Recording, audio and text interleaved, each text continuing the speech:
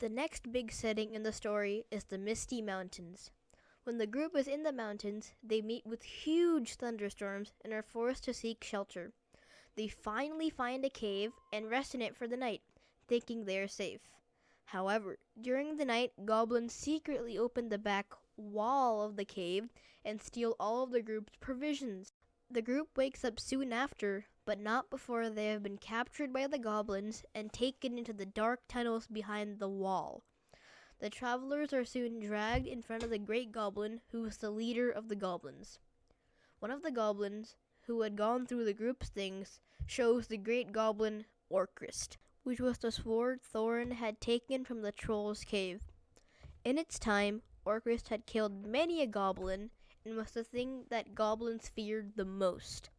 At the sight of the sword, the great goblin immediately goes into rage. He orders the group to be tortured and killed in every way possible, and he himself runs toward the travelers, ready to kill them. However, before any of the goblins could lay a finger on the group, all the lights go out, and white sparks fly everywhere, drilling holes through the goblins. Suddenly, a sword comes into light. Before anyone could say anything, the sword went straight through the great goblin, killing him instantly.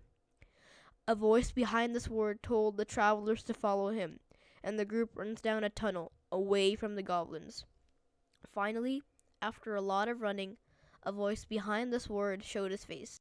It was Gandalf!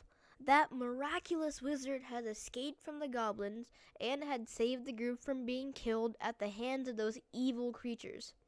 Soon, the group heard the sound of the goblins again. They seemed to get closer and closer and closer until Gandalf realized the group couldn't keep running. He and Thorin hid behind a sharp corner, and when the goblins rounded the corner, Thorin and he ambushed them with swords. The goblins were caught by surprise. A few of them were killed, and others ran away in fear. Soon, the group began to run again.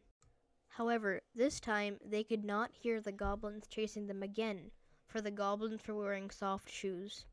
The goblins snuck up behind the group and grabbed the dwarf Dory. At the time, Dory was carrying Bilbo on his back, for Bilbo could not run fast enough.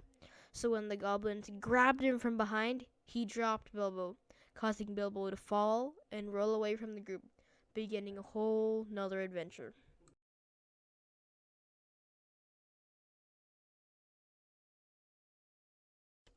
The group,